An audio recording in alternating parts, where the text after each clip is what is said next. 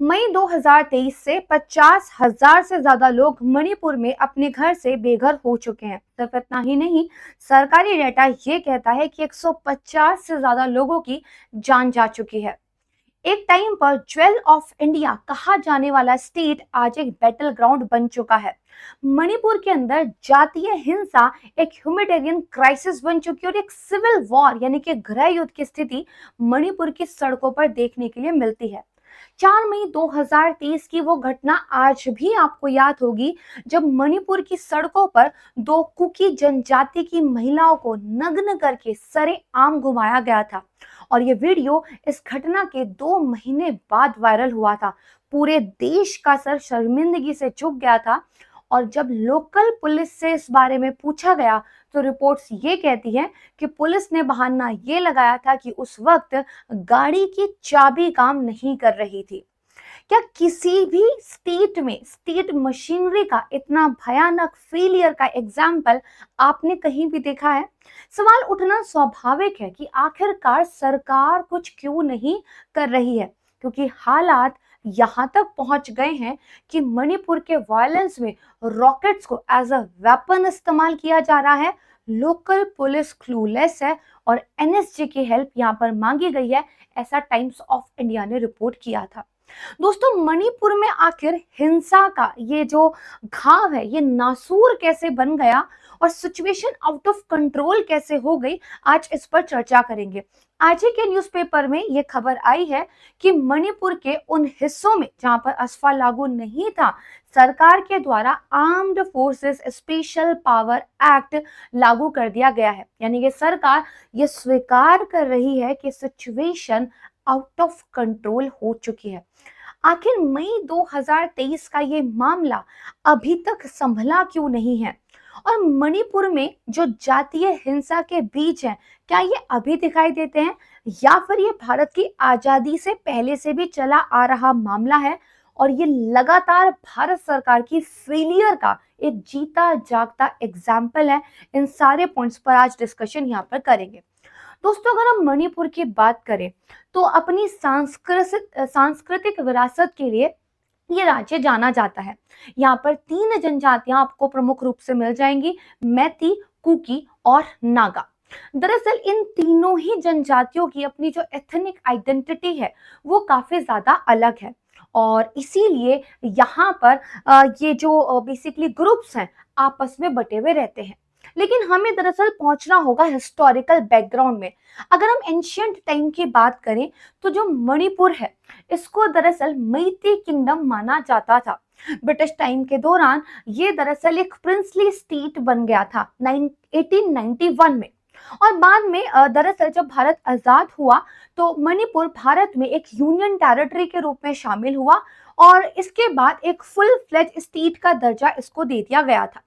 लेकिन यहाँ पर उग्रवाद यानी कि इंसर्जेंसी कब और कैसे शुरू हुई?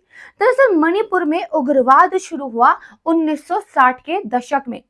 24 नवंबर 1964 को United nation liberation front of Manipur के गठन के बाद से मणिपुर के अंदर एक सशस्त्र विद्रोह और संघर्ष होना स्टार्ट हो गया।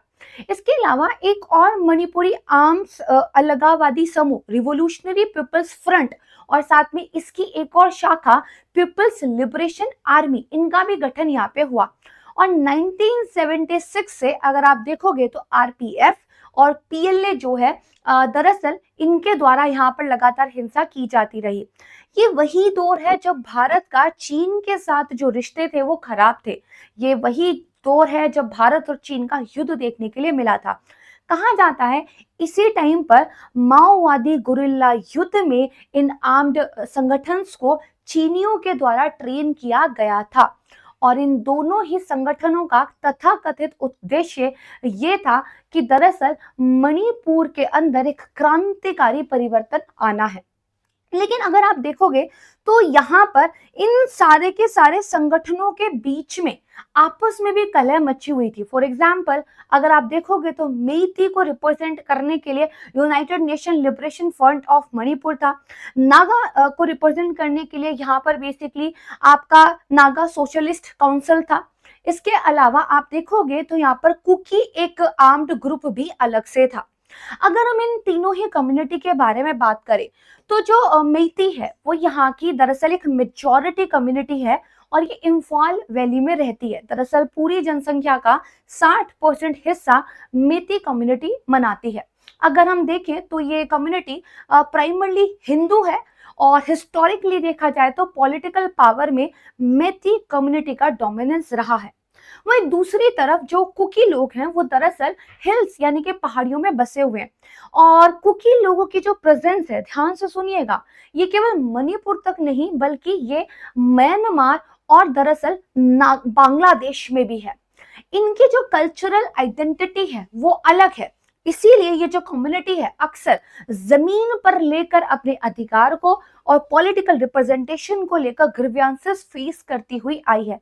कुकी के द्वारा हमेशा से ये आरोप लगाया जाता रहा है कि मेइती मेजॉरिटी कम्युनिटी की वजह से उनको कभी उनके हक नहीं मिले हैं। तीसरी कम्युनिटी है नागा। दरअसल नागा जनजाति का अपना एक सॉवरेन स्टेट का सपना है जिसको वो द ग्रेट नागालिंगम कहते हैं और दरअसल वो मणिपुर के एक हिस्से को उसी ग्रेट नागालिंगम का पार्ट मानते हुए उसके अलग होने की मांग करते हैं। इसीलिए इन तीनों कम्युनिटीज के बीच में कॉलोनियल टाइम पर ही ब्रिटिश एडमिनिस्ट्रेशन की पॉलिसीज की वजह से टेंशन दिखाई देती है। दरअसल ब्रिटिश गवर्नमेंट ने डिवाइड एंड रूल पॉलिसीज के तहत इन अलग अलग कम्युनिटीज की जो अलग अलग पहचान थी उनको मजबूत किया था। जमीन को लेकर, संसाधनों को लेकर और राजनीति को लेकर इनको बांटने में कोई भी कसर यहाँ पर नहीं छोड़ी हुई थी। एंड दैट्स व्हाई मणिपुर का जो पूरा इतिहास है वो आपको वायलेंस एंड कॉन्फ्लिक्ट से भरा हुआ दिखाई दे जाएगा। अब बात करते हैं उन की इवेंट्स की जो आज की मणिपुर की हिंसा को आपको बहुत बेहतर तरीके से समझा देंगे। दरअसल 1990 के दशक की शुरुआत में नागा और कुकी कम्युनिटीज के बीच में टेरिटोरियल कॉन्फ्लिक्ट तेज हो गए थे और इसकी वजह थी ओवरलैपिंग लैंड क्लेम्स, यानी कि दोनों जमीन के उसी हिस्से पर अपना दावा करते थे, राइट। और यहाँ पर दरअसल जहां नागा लोग अपनी नागालिंगम के सपने को पूरा करना चाहते थे, वहीं कुकी जो है अपने लिए एक संप्रभु एडमिनिस्ट्रेशन की मांग कर रहे थे। अब ट्रिगर पॉइंट आता है जून 1992 में एक कुकी युवक का नागा मिलिटेंट्स के द्वारा अपहरण हुआ, इस तरह के रिपोर्ट्स आए और इसके बाद हिंसा का दौर यहाँ पर शुरू हो गया और सबसे भयानक हिंसा आपको देखने को मिलेगी 13 सितंबर 1993 जोपी गांव में उग्रवादियों के द्वारा कुकी नागरिकों पर हमला किया गया और 115 कुकी सिविलियंस यहाँ पर मारे गए थे। हिंसा का ऐसा नंगा नाच हुआ था कि हजारों लोग बेघर हो गए थे और दरअसल आप कहेंगे ये वही वाला समय है जब यहाँ पर सेंट्रल और स्टेट दोनों ही कांग्रेस पार्टी की गवर्नमेंट थी। दरअसल यहाँ पर यह माना जाता है कि जो नागा इंसर्जेंट्स थे उन्होंने ये पहले ही बता दिया था कि वो कुकी गांव पर एक हमला करेंगे, लेकिन इसके बावजूद एडमिनिस्ट्रेशन हाथ पे हाथ धरे रहा था। दोस्तों अगर आप देखोगे अभी सितंबर 4, 2024 को इम्फाल टाइम्स का एक आर्टिकल आया जिसमें ये बताया गया कि जो गवर्नमेंट है वो दरअसल मणिपुर को प्रोटेक्ट करने में फेल हुई है। लेकिन क्या केवल आज की गवर्नमेंट ही फेल हुई है या फिर यह सिलसिला भारत की आजादी से ही चला आ रहा है? तो दरअसल जो आपको अभी अभी मैंने जोपी गांव की घटना बताई है ये साबित करती है कि दरअसल पार्टी कोई भी रही हो, सरकार कोई भी रही हो, मणिपुर को हमेशा से ही नेग्लेक्ट यहाँ पर किया गया है। फॉर एग्जाम्पल अगर आप देखोगे तो मणिपुर के अंदर जो ये बेसिकली जोपी गांव की घटना हुई थी तो इंडियन टुडे के अंदर एक रिपोर्ट पब्लिश हुई थी अक्टूबर 1993 में, जहां पे ये बताया गया था कि कुकी विलेज के अटैक के बारे में जो नागा इंसर्जेंट्स थे उन्होंने एक हफ्ते पहले ही बता दिया था, लेकिन इसके बावजूद ना तो सरकार ने और ना ही सरकार की प्रशासनिक मशीनरी ने कोई और काम किया था। यहां से कुकी और नागा के बीच में जो कॉन्फ्लिक्ट और टेंशन्स थे वो काफी बढ़ गए थे। इसके अलावा थोड़ा सा और पीछे चले तो दरअसल जो भारत के पहले प्रधानमंत्री थे जवाहरलाल नेहरू जी, इनके द्वारा जो कामवा वैली है, दिस पर्टिकुलर पार्ट, इसको गिफ्ट कर दिया गया था म्यांमार को। और ये जमीन का वो हिस्सा था जिसको मणिपुर प्राचीन समय से अपना मानता हुआ आ रहा था।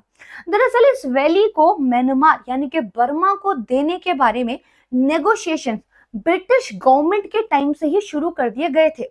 अगर आप हिस्ट्री में देखेंगे तो यांडबू की संधि यहाँ पर बहुत महत्वपूर्ण हो जाती है। लेकिन आप देखोगे कि ये जो बेसिकली वैली थी, मणिपुर के लोग इसको एक इंट्रीगल पार्ट के रूप में देखते थे। और अगर आप देखेंगे कि यहाँ पर बर्मीज वार 1826 के बाद से इस रीजन की किस्मत बदल गई थी और बाद में ये जो टेरिटरी है ये जवाहरलाल नेहरू जी के द्वारा गिफ्ट कर दी गई थी म्यांमार को। और बाद में आप देखेंगे तो म्यांमार के जो कुकी चिन कम्युनिटी है, उनका जो लिंक है वो भारत के मणिपुर के कुकी जनजातियों से माना जाता है। और दरअसल यहाँ पर ड्रग्स का व्यापार, तस्करी काफी तेजी से फ्लरिश कर रहा है। और जब जब बॉर्डर्स को टाइटली बंद करने की बात सरकारों ने की है, तब तब यहाँ पर हिंसा दिखाई देती है, क्योंकि ये लोग अपने कल्चरल लिंक्स जो है क्लोज नहीं करना चाहते। इन दो घटनाओं के बाद सीधे सीधे हम आ जाते हैं मई 2023 में। मई 2023 में मणिपुर हाईकोर्ट की एक कंट्रोवर्शियल रूलिंग ने इन टेंशंस को हवा दे दी, जो कि भारत की आजादी से ही चली आ रही थी। दरअसल इस जजमेंट में मैती कम्युनिटी, जो कि मणिपुर के अंदर एक मेजॉरिटी कम्युनिटी है, इनको शेड्यूल्ड ट्राइब का दर्जा देने की सिफारिश की गई थी। और कुकी कम्युनिटी के लिए ये उनके पॉलिटिकल रिप्रेजेंटेशन और रिसोर्सेज के लिए सीधा सीधा खतरा था। और इसी वजह से प्रोटेस्ट शुरू हुए, जो बहुत जल्दी हिंसक क्लैशेस में बदल गए। ये जो क्राइसिस था, इससे बहुत ज्यादा गहरी एथनिक टेंशंस जो है आपको यहाँ पे दिखाई देती है, बल्कि साथ ही साथ स्टेट और सेंट्रल गवर्नमेंट की कमजोरियां भी दिखाई देती है कि हिंसा जब शुरुआती तौर पर आपको संकेत दे रही थी कि मामला हाथ से निकल सकता है, जब फैमिलीज अपने घरों से भाग रही थी, जब मिसट्रस्ट बढ़ रहा था, तब भी वो इस सिचुएशन को हैंडल नहीं कर पाए।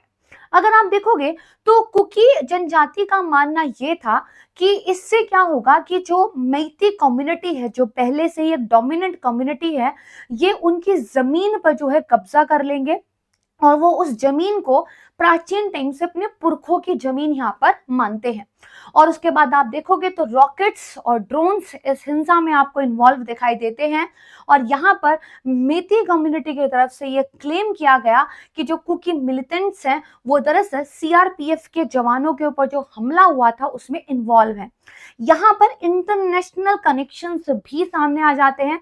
जैसे कुछ रिपोर्ट्स ये कहती हैं कि चीन की तरफ से इनको ट्रेनिंग दी जा रही है, वहीं कुछ रिपोर्ट्स का ये भी कहना है कि यूएसए की तरफ से बेसिकली कुछ बैकग्राउंड में हेल्प यहाँ पे दी जा रही है। रिलीजन को लेकर भी कुछ एंगल्स यहाँ पे देखने को मिलते हैं। और यहाँ पर म्यांमार में जो बेसिकली एक तरीके से आप देखोगे जो ड्रग्स का एक पूरा का पूरा नेक्सस है, उस पे किसका पावर एंड कंट्रोल होगा वो भी पिक्चर में आ जाता है। यानी कि कोई एक चीज अब यहाँ पर आपको संभाले से नहीं संभलेगी। मई 3, 2023 में जो कुकी हैं उन्होंने यहाँ पे बड़े पैमाने पर विरोध शुरू किए थे। इन विरोध प्रदर्शनों ने बहुत जल्दी हिंसक रूप ले लिया, हजारों लोग बेघर हो गए और ये एक ऐसा मूवमेंट था जिसके बाद से मणिपुर इंस्टेबिलिटी पर चला गया। दरअसल यहाँ पर जो विशेष दर्जा देने की बात की गई थी, तो कुकी कम्युनिटी का ये मानना था कि इससे नौकरियों में रिजर्वेशन, एजुकेशन और लैंड एक्विजिशन राइट्स जो है वो मैती कम्युनिटी को मिल जाएंगे। वहीं मैती कम्युनिटी का ये मानना था कि दरअसल भले ही उनकी जनसंख्या यहाँ पर ज्यादा है, लेकिन इम्फाल वैली के अंदर वो रहते हैं जो कि जमीन का केवल 10% ही है, और जो बाकी का एरिया है यानी कि बड़ी जमीन है उस पर कुकी और नागा जनजातियों ने कब्जा किया हुआ है। वहीं अगर आप देखोगे तो कुकी और नागा जनजाति के बीच में भी टेंशंस भारत की आजादी के बाद से लगातार है। मई 3, 2023 को बिशनपुर में और यहाँ पर जो चांदपुर डिस्ट्रिक्ट है वहां पर बड़े पैमाने पर जो है विरोध प्रदर्शन स्टार्ट हो गए। इसके बाद आप देखोगे तो दोनों ही पार्टीज की तरफ से चर्चेस को, टेम्पल्स को निशाना बनाया गया, सैकड़ों घर जला दिए गए और यहाँ पर कम्युनिटीज ने अपने अपने इलाकों को घेर लिया गया। आर्म्ड ग्रुप्स ने अपनी अपनी सेफ्टी के लिए हथियार उठा लिए और ये सिचुएशन इस हद तक बढ़ गई कि इसको एक सिविल वॉर जैसी सिचुएशन माना जाता है। अब तक 200 से ज्यादा लोग मारे जा चुके हैं, 70 से ज्यादा लोग अपने घरों से बेघर हो चुके हैं और करीब 5,000 से ज्यादा घर भी यहाँ पर जल चुके हैं। ना जाने कितने टेम्पल, चर्चेस और स्कूल पूरी तरह से तबाह हो चुके हैं और ना जाने कितनी महिलाओं के खिलाफ सेक्सुअल वायलेंस के केस आपको देखने के लिए मिल जाएंगे। बात करते हैं कि सरकार यहाँ पर कितनी जिम्मेदार है। देखिए, सरकार का एक बहुत ही स्लो रिएक्शन देखने के लिए मिला है। चीफ मिनिस्टर बीरेन सिंह की सरकार उस वक्त पर प्रोटेस्ट को कंट्रोल करने में असफल रही थी जब ये केवल विरोध तक ही शामिल था। कुकी और मेइती कम्युनिटी के बीच में बैलेंस बनाने के बजाय टेंशंस को बढ़ाया गया। अगर हम सेंट्रल गवर्नमेंट की बात करें तो अर्ली वार्निंग्स के बावजूद सेंट्रल गवर्नमेंट ने कोई भी डिसिसिव इंटरवेंशन यहाँ पर नहीं किया।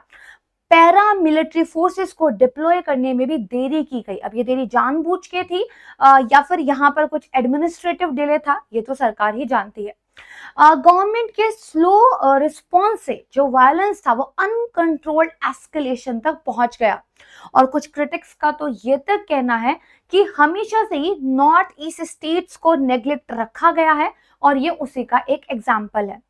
मई 9 2023 को सुप्रीम कोर्ट ने जो है हाई कोर्ट के इस रूलिंग की लीगैलिटी पर सवाल उठाए और यहाँ पर इमीडिएट पीस मेजर्स एस्टैब्लिश करने की बात जो है सुप्रीम कोर्ट की तरफ से की गई, पर तब तक देर हो चुकी थी। 1000 ऑफ लाइफ्स यहाँ पे प्रभावित हो चुकी थी। अगर आप देखोगे तो स्टेट गवर्नमेंट की तरफ से कर्फ्यू इम्पोज किया गया, कम्युनिकेशन रोकने के लिए इंटरनेट सर्विसेज बंद कर दी गई, लेकिन इस इंटरनेट ब्लैकआउट ने रिलीफ एफर्ट्स को और ज्यादा मुश्किल बना दिया। सही इंफॉर्मेशन का फ्लो रुकने की वजह से र्यूमर्स और मिस इन्फॉर्मेशन फैली और यहाँ पर आर्म्ड ग्रुप्स के बीच में आपस में लोकल लेवल पर कॉन्फ्लिक्ट्स होते रहे। अगर आप यहाँ पे देखोगे तो इंटरनेशनल मीडिया का बहुत ज्यादा फोकस यहाँ पे रहा है और इसकी वजह से भारत के इंटरनेशनल रिलेशन म्यांमार और चीन के साथ वो भी इम्पैक्ट हुए हैं।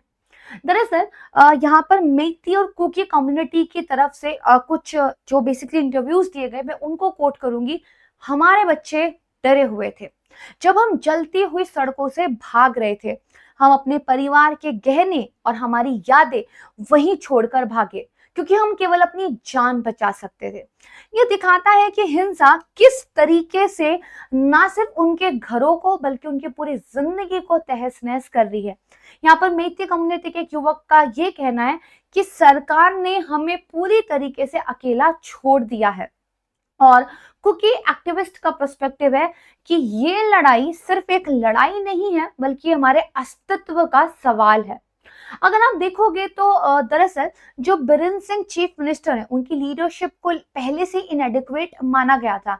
कोर्ट की रूलिंग के बाद से ही ये इंफॉर्मेशन थी यहाँ पर सिक्योरिटी फोर्सेस के बाद के टेंशन इंक्रीज होंगी, लेकिन फिर भी यहाँ पे आर्म्ड फोर्सेस को पहले से ही तैयार नहीं रखा गया।